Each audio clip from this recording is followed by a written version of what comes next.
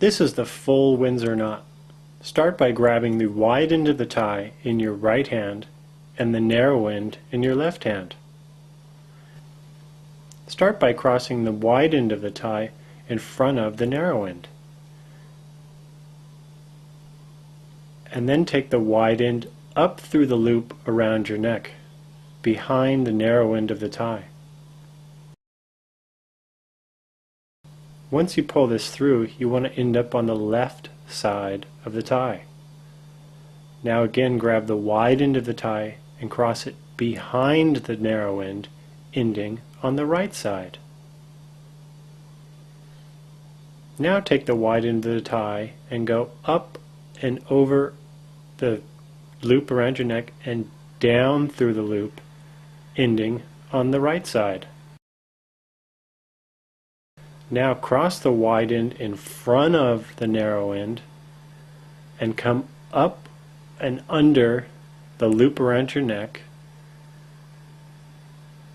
And then once you pull the tie out, now come down through the loop in the front of the tie. To successfully tie this tie, it's best to keep all these motions with the tie being snug, so that your knot stays small and concentrated.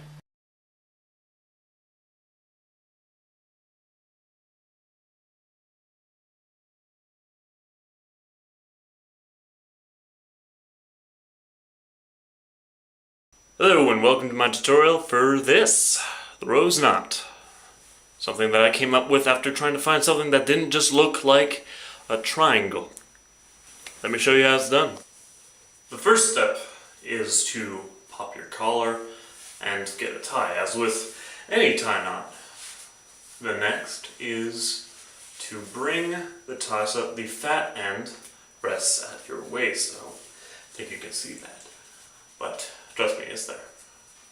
Then you want to put a dimple in it, like so, and you're ready to go. And this is because this tie is a little different, so much as you actually have to wrap around the thin end, as opposed to the, where'd it go? The fat end, here. So you just saw the first move here, and that is to just bring it around like that. Then you want to move that thin end and pass it through the top while holding the dimple. That makes sure that it's nice and good. Then you end up with this triangle thing, and that is the base for the rest of the knot. So you want to pass the tie over that and then up. The second weird thing is that you actually have to then reopen that so that you can put your finger through it like that, and then bring the tie through that. And that's what gives it the weaved look. Take the thin end that you just passed through here, as you can see, and bring it back down through the hole in the back. Now you're going to need to tighten this mess up, and the way you do that is that you pull down on the right side of the triangle. That brings in this here. And then you want to pull up on the top of the triangle, and that brings in that. You may need to do that a couple of times, but it's fairly quick. Alright, then you're left with that here, which looks good in its own right, but unfortunately we have this hanging off and we can't just leave it here. So what we're going to do is open up a loop, do the same basic principle as before, and pass it through. This time we bring it straight down. Now you're left with something like that, with this hanging off the left side. Now we can't just leave it here because it's right in the way. So what we're going to do is, instead of passing it down, is we're actually going to hide it inside our collar by hiding it behind the rest of the tie. Just put it there, and as you can see, it holds itself fairly well. So if you happen to be moving a lot, during the night, that's not going anywhere. So once you're like that, you're pretty much golden. You bring down the collar, and there you have the rose knot. Now to adjust this, you want to pull on the fat end, and that brings it up here. And most of the time you're going to be ending up with something kind of like what I have here, where it's all wrinkly. Now one way you can get rid of that, or at least help get rid of some of it, is to get a headphone jack and just put it in there, and just slide it around, trying to flatten it out. As you can see, it's just a little bit better. And another thing you can do is put your thumb on the back and support the knot on all three of its sides with your fingers and push forward, and that plumps it up and that fleshes out any of the remaining bumps. Well, at least most of them. It's never going to be perfect, but you can get pretty darn close. So now you put it in your vest, or just let it drape inside your jacket, and there you go. That there is how you tie the rose knot. Thanks for watching. Hello, my name is William Coe, and I'm going to show you how to tie the scrunchie or wedding cravat. First off, do up your top button on your wing collar shirt. Could be a standard wing or a deep wing, depending on how you want to wear it.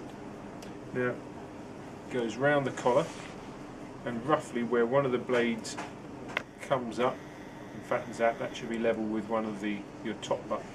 And then it's very straightforward. You take one end over the other, round the back, round the front, come up from the back, pull all the way through.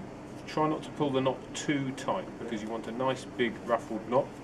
You take the shorter blade, push it through the front, pull down, and then just pull up to cover your top button. You might need to look in the mirror at this point or get someone to help you. And don't worry about the blade lengths, because they'll all be tucked under the waistcoat that will come up at least to here. All we're interested in doing is making sure we've got a nice, rich, large knot that covers your top button and makes the whole scrunch look attractive. And there we go. Hello, my name is William Coe, and I'm going to show you the easy way to tie an adjustable bow tie.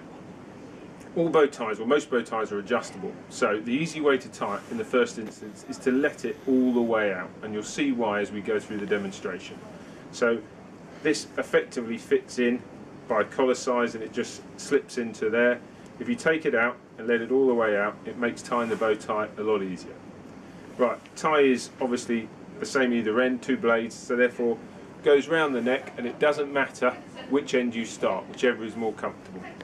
So where the blade, you make sure that's not twisted, where the blade comes onto the tie, bring that by your top button. Then all you do is take long over short and take your long up. Pull tight. Forget your long. You form your bow, and you can either form your bow either way, it doesn't matter. You form your bow like that, and then you drop your long over the front. By doing so, you create a hole here. That is where you need to pass the bow tie through. You've got a single on this side and a double on this side. So all you want to do is get to the other double behind the single and through the hole. The double is here, and you create that by putting your finger into the blade and you pull through. Now I've done all of this by touch because it's easier to do it by touch rather than to do it in the mirror, because obviously in the mirror everything is the wrong way around. I then got single, double, double, single. You then have a little play to make sure you're happy with the shape of your bow tie, which feels, without looking in a mirror, about right. I then pull down here to tighten. I've then got the tie, and all you need to do then is to tighten it, and the easiest way to do that is to get someone just to come in and tighten it on the inside again to bring it tight, so it's tight to the top button, and they can flick it in that hole for you, and then you've done it.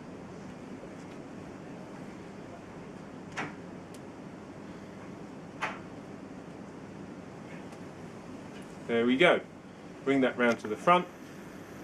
Make sure the wing is over the bow, covering the top button. There you go. The easy way to tie a bow tie.